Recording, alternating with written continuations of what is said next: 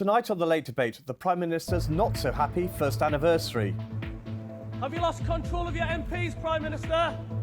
Battered by a bruising encounter over welfare, have a series of U-turns done permanent damage to Keir Starmer during his first year in Downing Street. His bill was completely gutted. A U-turn in the middle of the debate. This is the first Prime Minister in history to propose a bill to save money who ended up with a bill which costs money. Also tonight, £1 million cash injection for the Notting Hill Carnival, but the money does little to end concerns about safety. Either limit the number of people or expand the area, and if that means moving to a safer area and ticketing the event to go some way towards helping provide funding, then that is a potential solution. And during his state visit, the French president does a deal with Britain on immigration, but will it make any difference?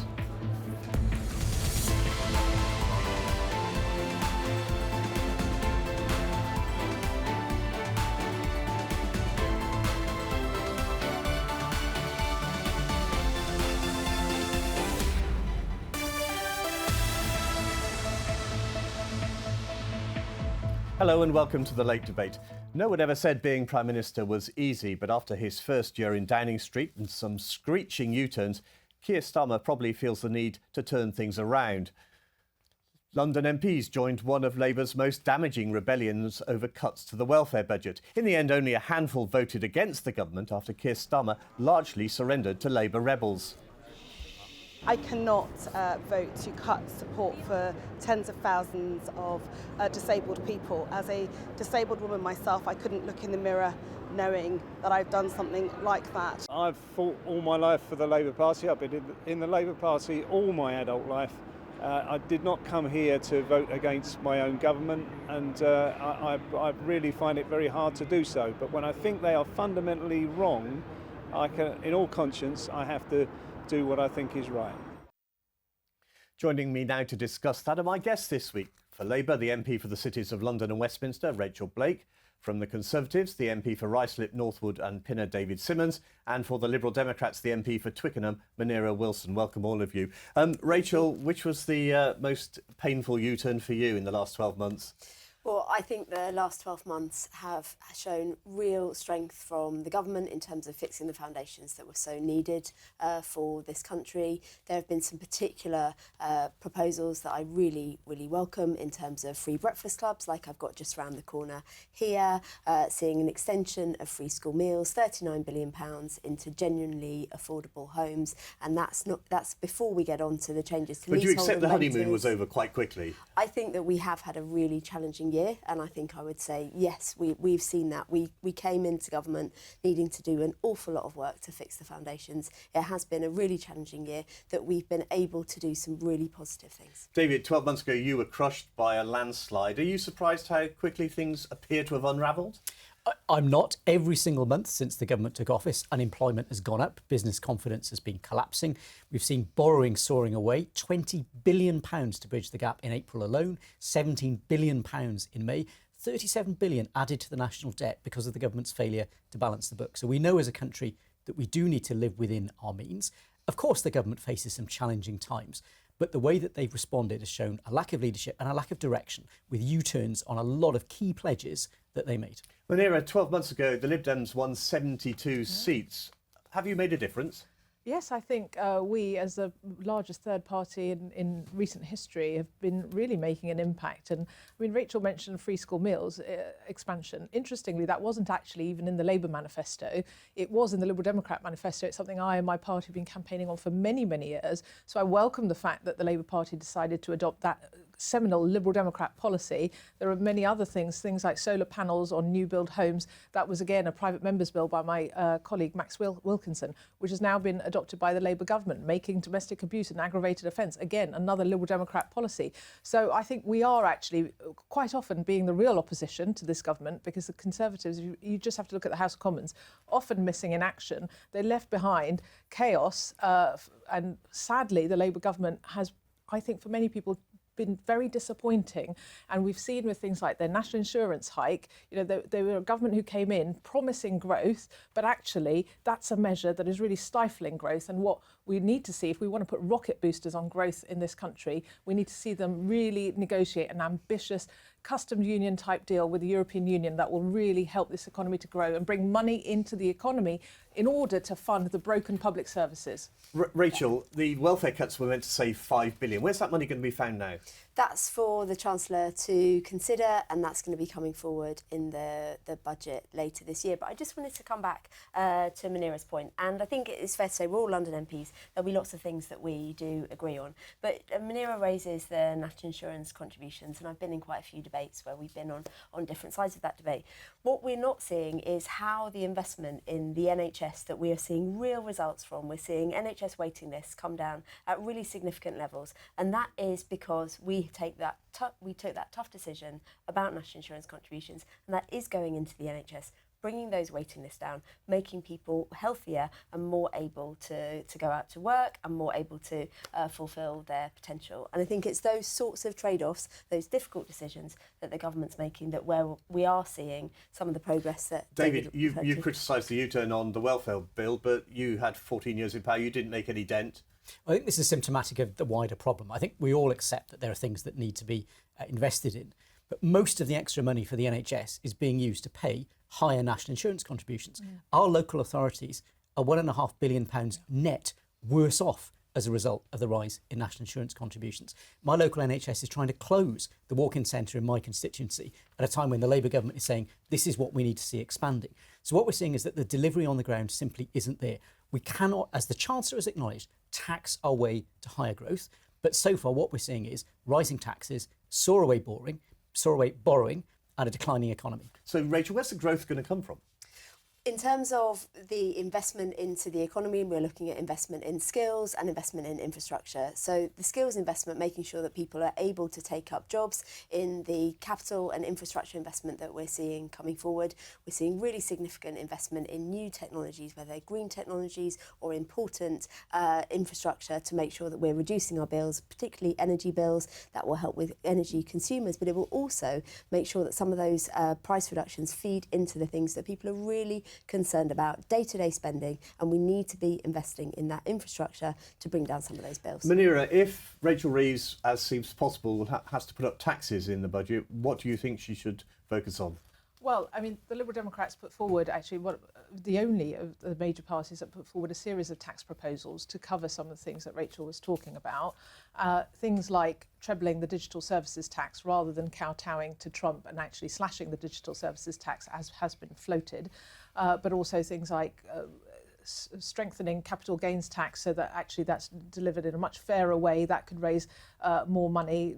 Reversing the Conservatives' tax cuts for big banks would also help to fund some of these important public services that have been left in an absolute abject mess. David, are tax rises inevitable? Well, it's clear they are inevitable now. There's already £5 billion gap in the budget from the decision by the government's backbenchers to U-turn on welfare. I know there are many Labour backbenchers who told me they're very frustrated about that because they'd sold that policy to their constituents as being essential and the government's moved away from it. But the fact that we've seen borrowing rise so fast, and we heard at the start of this government there was a £22 billion black hole. Now, that was swiftly debunked, but they borrowed £20 billion in April alone just to bridge the gap between what the government is raising in taxes and what they're spending. Another £17 billion the month after, all added to the national debt. This is a government on a spending spree, and they're simply not finding any credible way to balance the books. OK, let's turn to another topic, because Carnival will return to Notting Hill over the bank holiday weekend after a lack of cash threatened to silence the party. An extra £1 million of taxpayers' money will come courtesy of City Hall and 2 London councils. Organisers said they needed to hire more stewards to address safety concerns. There's huge crowds in a fairly confined area, so there is a lot of concerns about the risk of crushing. Unfortunately, the event seems to attract some criminal elements to it, which results in unfortunate stabbings and murders. We're putting police officers into a situation that they know is dangerous. How on earth can a public event go ahead when we all know it's dangerous? Munira, is it right to increase the subsidy? Well, I think the Notting Hill Carnival is the biggest street carnival, I believe, in Europe. It's a really important cultural event, but also actually it delivers quite a lot for the London and the national economy. The estimates range between tens of millions and hundreds of millions of pounds in terms of the money it generates. So I think obviously it's important that it goes ahead in a safe way. I mean, I'm glad that actually it's not going to be cancelled now at the last minute and that money has been found. But I do think we need to look at long-term solutions, because councils in London are about to be hit massively by the government's local government funding reforms, which means actually many of our councils are going to be losing a lot of money from central government. So they can't afford to keep bailing this out. So we do need to find some sort of long-term solution so it can go ahead safely. Rachel, your local council, Westminster's, had to come up with another £250,000 to help the carnival.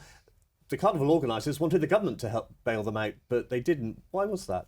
So I think we do need to acknowledge what Munira was saying, just what an important part of the UK cultural life the carnival actually is, and really celebrate that. I think it's a really important part of London's cultural year.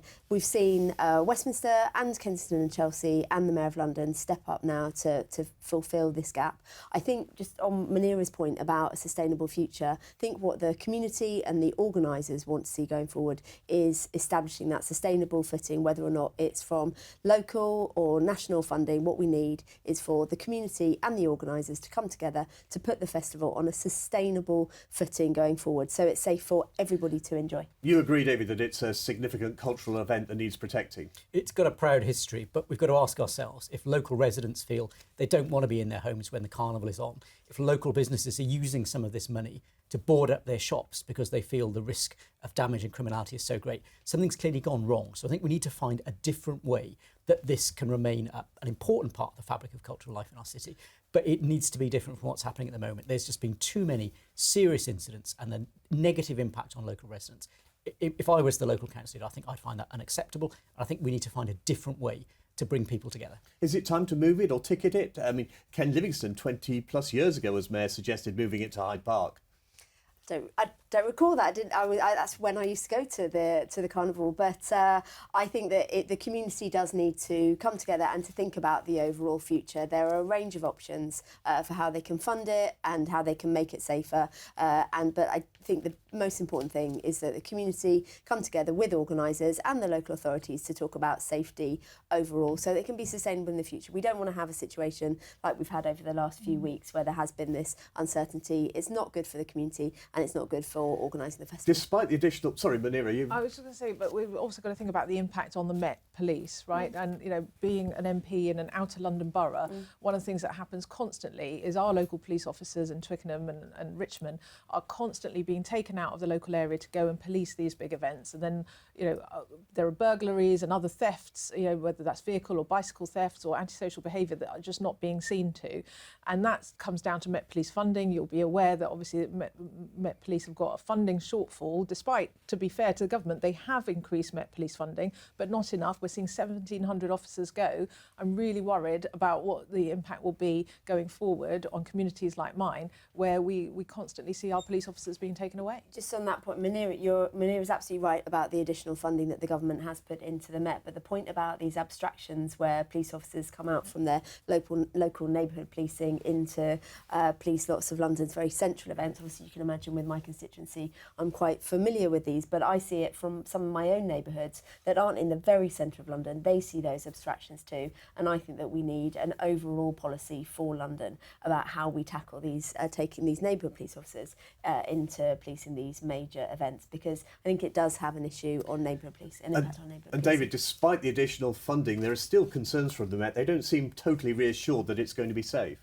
The Mayor was the only one of the police and crime commissioners in the country who gave back to the last government the extra money was given for additional officers. And clearly that's created a deficit. But we know the Met draws in officers. I've seen people arriving from Devon and Cornwall Police for President Macron's visit to provide some of the additional security. We know that police officers and the police forces across our country cooperate on this. But we need to make sure when there's an event like this that we know every single year there are serious incidents, people are being injured, sometimes killed at them. Is it being delivered in the right way, or do we need to find a new way of celebrating the things that it's there to celebrate without the risks that what it has become is creating? Are you worried about that image that it does have? I think that it has a really positive image, and it's an outward-looking carnival and celebration of London's diversity. I know from some of my own constituency casework that there have been really bad incidents taking place at the carnival. Those need to be tackled, and we need to make sure that it's safe so that it continues to have that positive reputation for London. Munira talked about the additional the economic benefits of the carnival and how important it is for our cultural life. So we do need to make sure that it sustains that reputation. OK, well, the controversial subject of immigration gave Keir Starmer and Emmanuel Macron a lot to talk about during the French president's state visit. Earlier today, both leaders agreed to a one-in, one-out deal for people arriving on small boats. In return, Britain would accept the same number of asylum seekers. For the very first time, migrants arriving via small boat will be detained and returned to France in short order. In exchange for every return, a different individual will be allowed to come here via a safe route, controlled and legal, subject to strict security checks, and only open to those who have not tried to enter the UK illegally. David, your government failed to get a grip on immigration. Labour seems to have a plan. It's soared since the Rwanda deal was abandoned. I was in Calais a few weeks ago and I saw individuals and the police who are trying to deal with that situation, many of whom will end up in Hillingdon Borough, which is quite a lot of my constituency, which has the highest number of asylum seekers per capita of any local authority. They're driven up from Dover and housed by the Home Office, particularly in the hotels around Heathrow. So there's a very direct impact, particularly on the council tax of people in my local area. Now, clearly, anything that helps to address the small boat crossings is important. People are dying. It's a huge, violent, very unpleasant criminal enterprise. We saw videos where the smugglers were throwing people overboard to prevent the French police from stopping the boats from departing. It's certainly not something which we want to see people doing. But the other big concern is that the consequence of this will be no net reduction in the number of people arriving in the UK. And I think there's been a general commitment cross-party that we need to see that on a reducing journey. Because of some of the changes we made at the start of last year, we have seen a reduction in the number of people arriving in the UK. But we know, particularly here in the capital city, there's huge pressure on things like housing. We need to get the right balance around migration, the appropriate support for people who've got a good reason to be in our country, but not opening the door to those who shouldn't be here. Rachel, will it make a difference? I think it will make a difference. I think the scenes that we are seeing regularly about the tragic loss of life in the Channel, the appalling treatment of children and young people in these boats is something that we absolutely need to take urgent action on. And I think this will make a difference. It's early days. I've seen some of the detail at the same time as you, but I do think that my understanding is the proposals are going to start in the next few weeks, and we will start to see a real impact, which is urgent for everybody's safety and security. Munira, does it work for you?